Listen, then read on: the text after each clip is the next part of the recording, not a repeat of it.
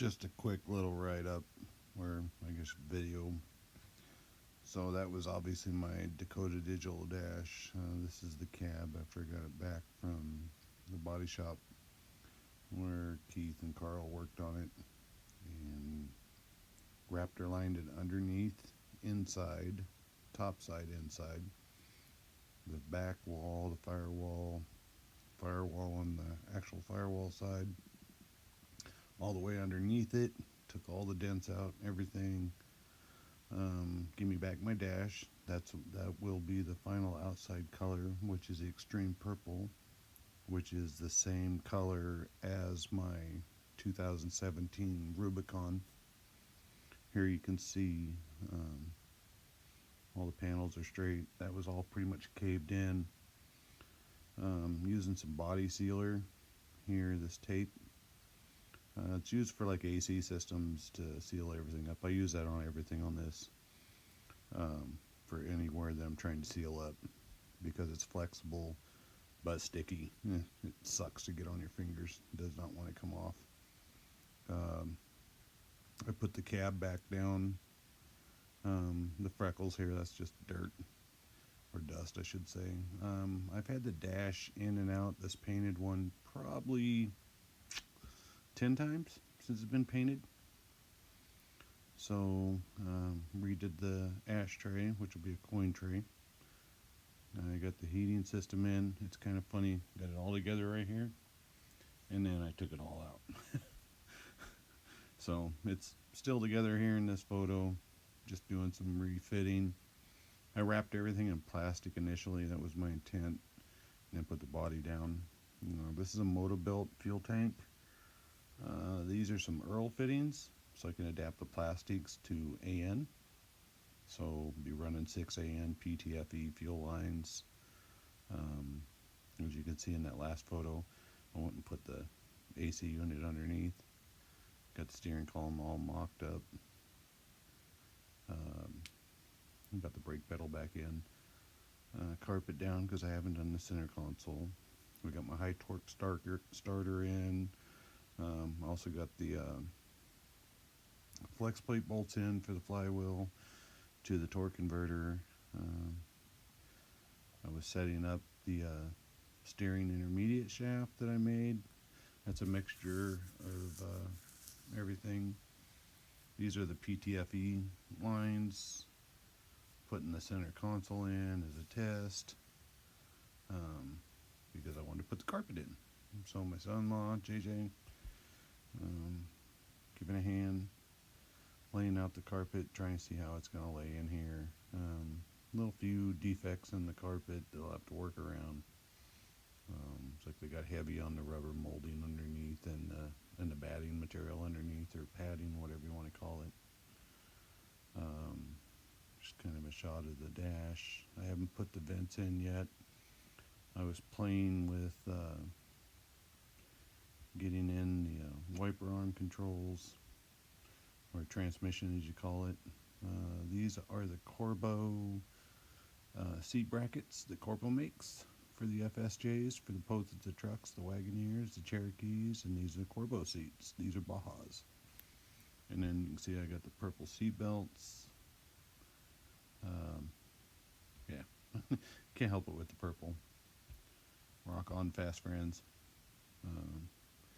And then I'm working on the power steering lines for the return and the feed. Here we've got the seats bolted up. We've got basically the interior together.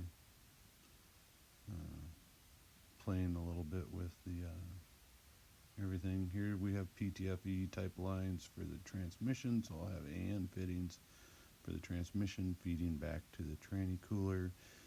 If you notice in this photo, it was pointing the fan down, and I figured that was going to interfere with my exhaust, so I decided later on to flip that up. But here I am building the PTFE transmission lines, assembling them up. Actually not too bad to build, a little bit of a pain. We use this assembly goo for everything. It's tranny guy stuff, but we use it for everything. Got the PSC lines on. The blue tape is just so this system can float at the moment because it's not even been aligned. So I need to be able to float without margin. Yep. Figure I'd take a quick video of underneath. This is under the cab.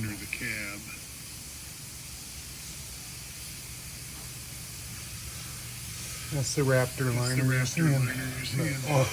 All these bloody stainless steel bolts. So, I won't be sticking my hand anywhere near up there because I put those in there. But,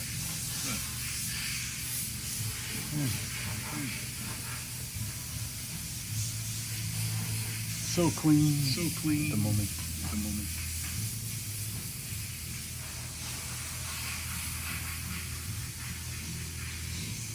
No room for hair right there. Wow. I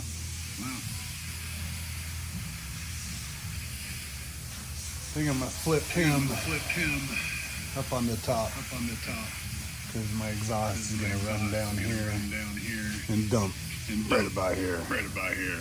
Yeah, I'm not gonna be that guy you want coming through the dirt compound. I'm kicking. All right, and then I'm gonna dump the other side right here. I'm hoping I can run Corey, Avery muffler and snort, and run my exhaust all the way down from there. Because I want true dual. And then I want to, right here in this section, see if I can do a cross pipe to meet them. Well, it's kind of up to Corey how he wants to do it. He's the master. Not me. I'm just the whiner. All right. So that's what we got at the moment. And then the portion valve, distribution block, whatever, got to go away. Get a different one. So here you can see I already flipped it. So here is the AC system that I was working with. Got the heater lines installed, got the fuel line installed, working on the vents. Parking brake cable just kind of laying there waiting to get holes drilled and ran in. Then I decided to clean up the windshield washer motor. It was pretty nasty and rusty. So I don't really plan on driving this in the rain, but still want everything to work and function and look great. So got her all back in place. I'll be changing out those screws to a set of stainless Allens, but got it all hooked up, clipped together. Got the vent line or the vents in.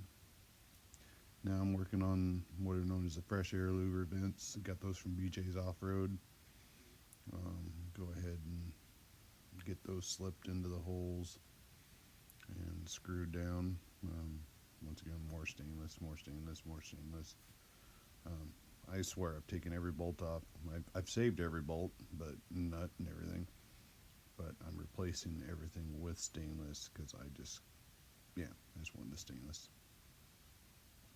So this is retro radio. I wanted the vintage look, and there it is. I have the original radio for this truck, and it looks just like that, actually. I'm going to actually find a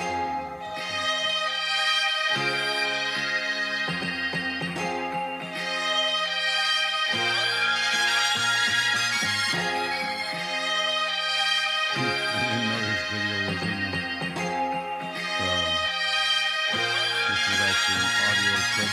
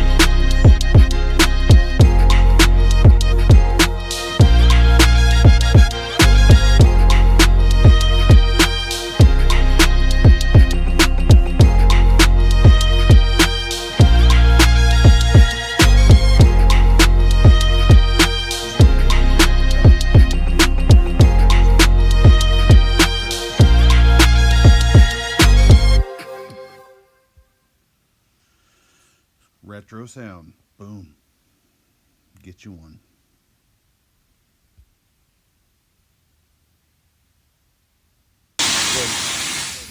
Alright, so we got Al's Gladiator build here. And we just got the AC buttoned up, nice and tight.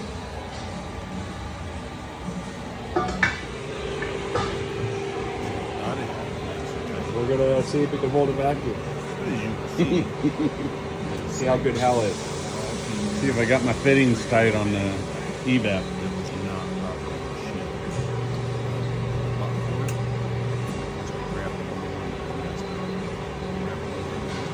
You just do a 10-minute initially with a leak.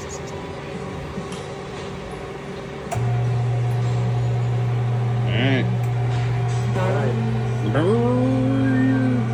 Purging a lot of air. Purging.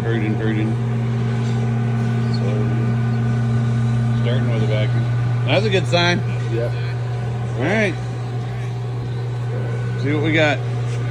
And then later I'm going to go ahead and run do the system flush test where basically it'll fill it full of liquid. So it'll give me another test. But what I can also do in the meantime when I do that is I can power up the actual system without even having the engine running and yeah, get some cold air out of the vents just for fun. All right. So I'll post this up later. This is just kind of cool. Well, I haven't done an actual walkthrough video on this rig in a long time since I did it. So obviously anybody that knows, this is a 71 Gladiator truck that's going on a 2010 Jeep Rubicon frame. I got Corbo seats, Corbo seat brackets that are purple that you can't not even see anymore. Yukon gear purple. This is the purple that my 2017 Rubicon is. This is the extreme purple. So these are the axles underneath here are from my Jeep, from my 2017. They're 44, completely built out, truss gusseted, front and rear. Chrome ollie shaft, you name it, they're in there. It's got all Yukon gears throughout. I just recently did this and moved the tranny cooler. So it's got a L76 out of a 2008 Suburban aluminum head, aluminum block, LS3 heads on it. Slight modifications. It's got Texas speed cam in it, stage 2. Want a little bit of thump, but not too much thump. These are the KMC grenades that originally came from my Jeep. Hiding underneath here, that's a moto built fuel cell, fuel tank. I deleted the original style. Basically, the reason for that was I wanted the moto built, love the guys. Buy a lot of their products from my customers. But I wanted true dual exhaust that's going to dump right down in here because I can't really get. So I'm going to dump it under the bed back here. It'll be all wrapped and everything. So this is a factory replacement air that the Jeep or the Wagoneers would have had. This came out of a 78 Wagoneer. We have a JK or JKU, 4-door center console shifter. Everything will be integrated in. This is a radio from Retro Sounds. I just installed that yesterday.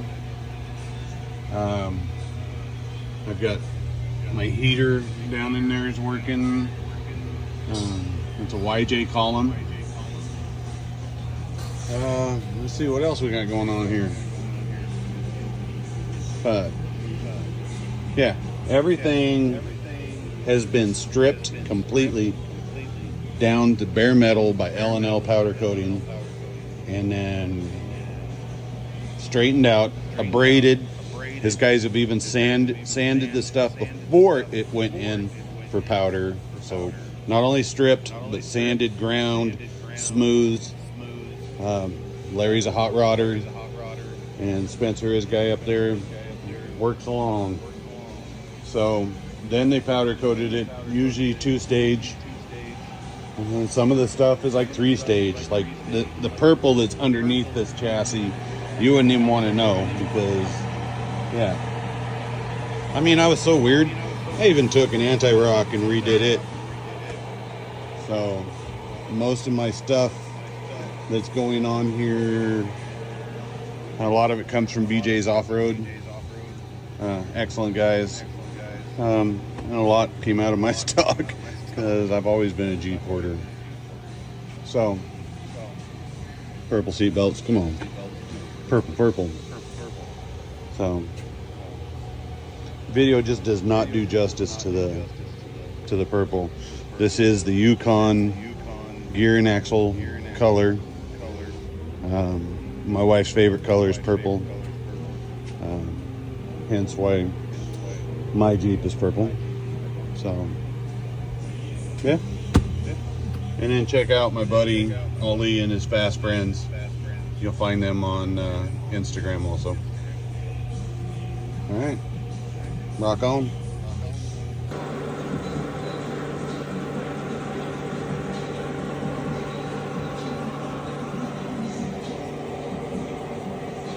Irritating.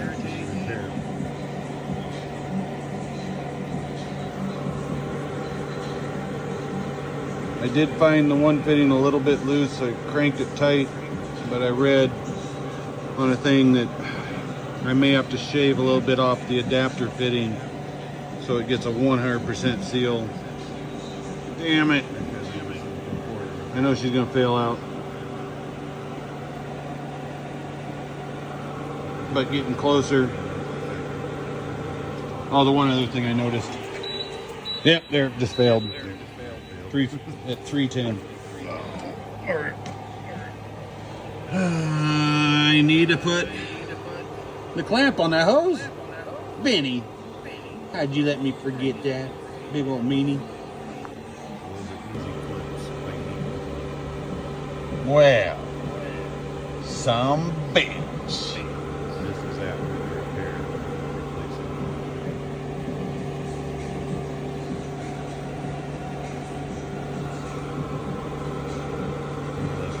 Purple lives matter, bitches.